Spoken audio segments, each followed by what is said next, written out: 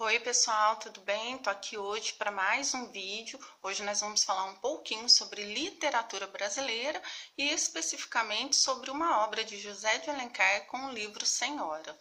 O meu primeiro contato com a obra foi através desse livro aqui, da editora Ática.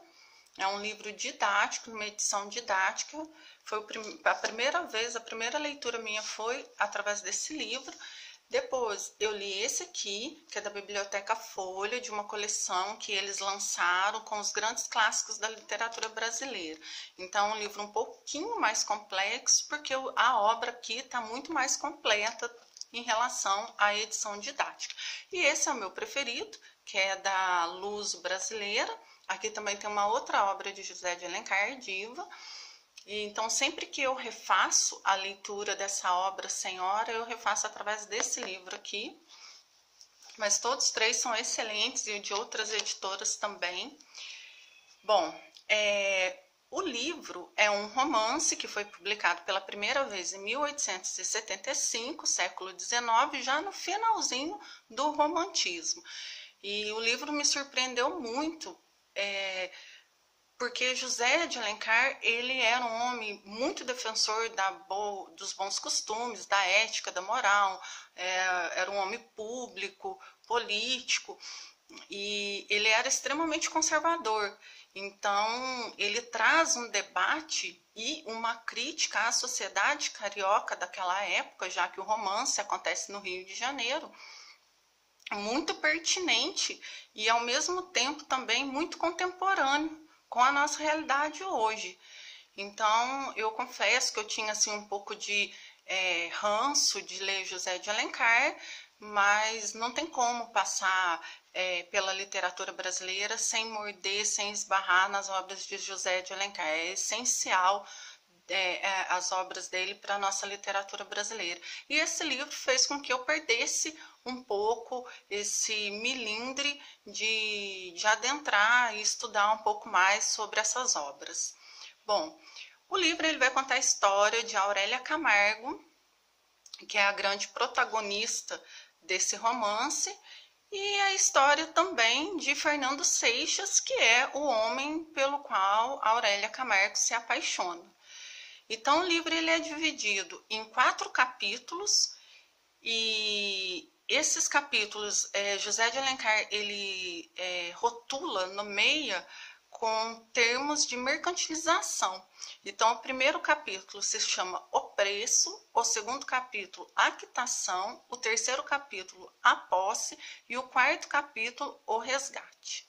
Bom, Aurélia Camargo é uma moça muito simples. Ela morava no Rio de Janeiro, morava com a sua mãe. Os pais de Aurélia eram separados. A Aurélia não chegou a conhecer o seu pai, porque eles tiveram uma relação um pouco, vamos dizer assim, imoral para a sociedade daquela época, e o pai dela não a assumiu. E ele acaba mantendo um distanciamento dela e da mãe dela, e tempo depois ele comete um suicídio, mas ele deixa várias cartas, tipo que ele monta um dossiê da vida dele, dos sentimentos dele, enfim, né? E a Aurélia, morando com a sua mãe, a mãe dela já estava assim um pouco debilitada, doente, e a mãe dela se preocupava muito com o futuro dela, a partir do momento que ela não tivesse mais ali presente para poder cuidar da filha. Então, a Aurélia sonhava, como toda moça com 18 anos, em encontrar o príncipe encantado, já que naquela época, né, o casamento era um negócio, os casamentos eram arranjados e tudo envolvia dote. Então, para uma moça simples e sem poder aquisitivo, era muito difícil conseguir um bom casamento. E aos 18 anos, praticamente já estava ficando para titia. Então, a mãe dela tinha um pouco de urgência de conseguir ajeitar a filha na vida o quanto antes. Mas a Aurélia, ela era apaixonada, ela acaba se apaixonando por Fernando Seixas, que era um rapaz muito bonito também, e que estava ali no mesmo patamar que a Aurélia, né? Ele era desprovido de poder aquisitivo, mas ele era um cara que gostava de vida boa, que gostava de se dar bem, gostava de luxo. Então, por mais que ele também correspondesse a essa paixão de Aurélia, ele tinha um objetivo maior, que era se dar bem na vida. Então, ele não via na Aurélia uma possibilidade de um casamento, né? Porque ela não tinha nada para oferecer para ele. Então, a mãe de Aurélia pede que ela fique na janela, de modo que ela fique mais exposta, para que os homens da cidade possam ver a sua beleza e, quem sabe, alguém se interessasse por ela, ainda que não fosse um marido rico e ela conseguisse um casamento muito bom, mas a mãe dela já ficaria mais tranquila sabendo que teria alguém para cuidar dela.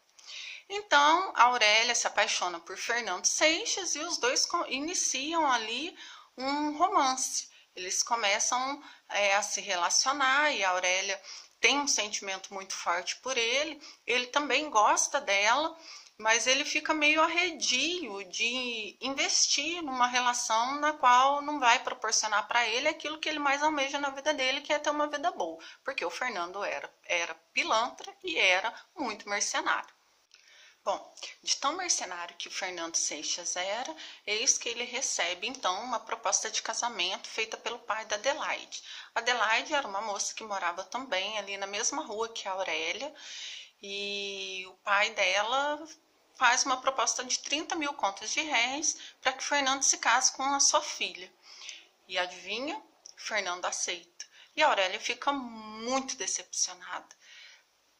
Todas as vezes que eu leio esse livro, eu sempre penso que Aurélia não teria ficado tão triste se ela soubesse que Fernando teria trocado ela pela Adelaide por amor, por sentimento. Mas o que machucou e feriu muito a Aurélia foi saber que ele tinha abandonado ela por dinheiro, em troca do dote oferecido. Então, ao mesmo tempo que a Aurélia era uma mulher muito forte, guerreira, destemida, ao mesmo tempo ela era uma moça muito frágil. Então, ela fica muito abalada com essa notícia e, não tendo mais nada a fazer, ela vai viver a vida dela, né? Vai tocar a vida, né? Segue o baile. E Fernando, então, passa a ter esse compromisso com Adelaide. Mas eis que a vida dá uma reviravolta na história de Aurélia e ela recebe a visita do tio Lemos. Tio Lemos era um tio que não era tão presente na vida dela, mas sempre que podia ele ia visitar ela, a mãe dela, enfim. Então o tio Lemos leva para ela uma notícia de que o avô dela teria estava muito doente, né? Estava quase morrendo, e ele teria então feito seu testamento e colocando ela como herdeira única de toda a sua herança. Então, é a melhor parte do livro, né? Porque é a parte que a Aurélia vai sambar, vamos dizer assim, na cara da sociedade, principalmente de Fernando Seixas. O avô de Aurélia era o pai do pai dela. Então, depois que ele comete suicídio, o pai, mexendo nas coisas do filho, acaba então achando as cartas, o dossiê que ele foi fazendo ao longo da vida. E, né, em uma dessas cartas ele descobre então que o filho teve uma filha e que essa filha seria a Aurélia. Então ele vai conhecer a neta, né? Ele chega a conhecer a Aurélia, ele conhece ela e ela passa então a ser a herdeira única de toda a fortuna dele, que nada mais nada menos era uma fortuna de 1000 contos de réis. Era uma fortuna de 1000 contos de réis. Era muito dinheiro naquela época. Atualizando esse valor para nossa moeda, 1 conto de réu comprava 1 quilo de ouro. 1 quilo de ouro daria mais ou menos 150 mil reais. Então a Aurélia herda uma fortuna de 150 milhões de reais. É muito dinheiro.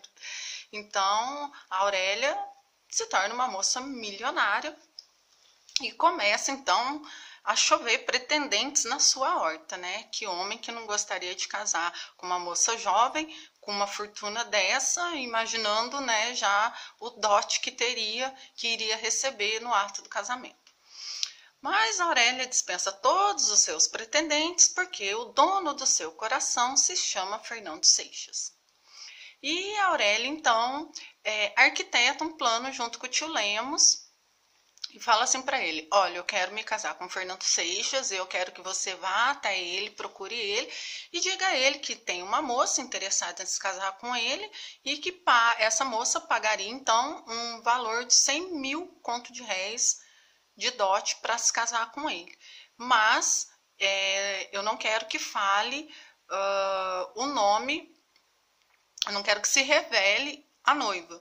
E assim tio Lemos fez. Ele procura Fernando Seixas e fala: olha, tem uma moça, ela é muito rica, ela é jovem, ela é bonita e ela tá interessada em se casar com você e tá oferecendo um dote de 100 mil conto de réis. E é óbvio que o Fernando aceita, mesmo sabendo quem era a noiva. Ele simplesmente pergunta pro tio Lemos: ela é bonita? O tio Lemos: não, ela é muito bonita. Então, tá tudo certo, negócio fechado. E Fernando deixa Adelaide de lado e passa a se comprometer com a noiva misteriosa, que ele só conheceria no dia do casamento. Então é entregue o dote de 100 mil reais para o Fernando Seixas e é agendada a data desse casamento. Então, quando chega no dia do casamento, Fernando ele leva um susto muito grande, porque quando ele vê que a noiva que está ali no altar esperando ele, nada mais nada menos, é a Aurélia Camargo. Mas ao mesmo tempo que ele se assusta, ele fica muito feliz, porque ele também gostava dela. Então, para ele era o pacote perfeito. A mulher que me ama, a mulher que eu gosto também, e com um dote de 100 mil conto de réis. O que mais que eu posso querer da vida? Então ele fica muito feliz e satisfeito, a Aurélia se produz, fica linda no casamento, e os dois então se casam numa festa maravilhosa e vão para a noite de núpcias. E aí encerra o segundo capítulo, né, que é a quitação. E inicia o terceiro capítulo, que é a posse, e os dois se casam. E quando chega na noite de núpcia, o Fernando todo animado, tal, a Aurélia vira para ele e fala: não tem beijo, não tem abraço, não tem carinho, não tem contato, não tem vida de marido e mulher.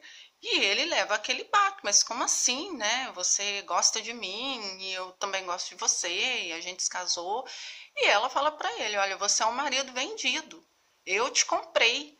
Então você agora é o meu escravo, vai fazer o que eu mandar, e eu agora passo a ser a sua senhora. Então, essas reviravoltas, né, de romance. E Fernando fica em torno de um ano, vamos dizer assim, né, o dito popular, comendo pão que o diabo amassou na mão de Aurélia, porque eles não saem juntos, eles não têm vida social, eles não têm vida de mulher e marido, e ele fica ali submisso à sua senhora, porque a Aurélia tinha dinheiro e comprou ele. Então, ele começa a ficar indignado, mas ao mesmo tempo ele começa a refletir sobre a sua própria conduta, né? Casamento versus dinheiro, dinheiro versus amor, enfim. E ele, desses 100 mil conto de réis que ele tinha recebido de dote, ele já tinha gastado 20 mil. Então ele vai fazer um investimento para recuperar esse dinheiro para devolver o dote para a Aurélia, porque ele não suportava viver a vida daquele jeito. E ele recupera esse dinheiro e devolve então o dote para a Aurélia. Ele fala: não, eu quero ter você, mas eu não quero que seja dessa forma. Então, com esse gesto, o Fernando ele acaba recuperando a admiração da Aurélia e ela volta a admirar ele novamente. E depois de um ano vivendo dessa forma, né, a Aurélia, ela consegue, né, o quarto e último capítulo, que se chama o resgate. Então o Fernando, ele resgata a sua dignidade, ele resgata a sua moral, ele vai correr atrás, né, vamos dizer assim, do prejuízo que ele teve, moralmente falando. E os dois, então, depois de um ano, eles passam a ter uma vida de homem e mulher. E ele descobre que a Aurélia já tinha deixado ele como herdeiro único de toda a sua fortuna. É impressionante. Vou encerrar com a última frase do livro. As cortinas encerraram-se e as auras da noite, acariciando o seio das flores, cantavam o hino misterioso do santo amor conjugal. Fim. Ou seja, Aurélio Fernando Seixas, então, tem a sua primeira noite de amor, de entrega, de doação, e é uma leitura que eu recomendo. Vale muito a pena ler esse livro. E o que mais me impressionou foi o fato de José de Alencar ser um homem público, extremamente conservador, ele trazer para dentro da literatura essa provocação de materialismo, de dinheiro, o próprio fato do Fernando Vilão ele ser, né, esse mercenário e depois se redimir. Então, e ele cria a personagem da Aurélia assim, muito complexa e muito profunda, mas ao mesmo tempo muito dinâmica. Então é muito inspirador, é muito apaixonante. E quando eu tive contato com esse livro, eu fui procurar mais a respeito da obra. Aí eu descobri que a obra já tinha virado filme em 2005, ela também virou novela na TV Record, enfim. E eu pintei a Aurélia numa tela, né? Eu fiz essa pintura a tinta a óleo, que foi uma maneira que eu achei para eternizar esse personagem que tanto mexeu comigo e que, de certa forma, a discussão ali naquele meado de fim de romantismo, século XIX, acaba sendo um precursor do discurso feminista, da autonomia da mulher, da independência dela, enfim. Então eu quis muito eternizar essa personagem e fiz o quadro dela, vou colocar aqui para vocês verem. E é isso, espero que vocês tenham gostado. Procure o livro, leiam mais sobre essa obra, porque vale muito a pena, é muito apaixonante e é um romance muito instigante. Espero que vocês tenham gostado e até o próximo vídeo.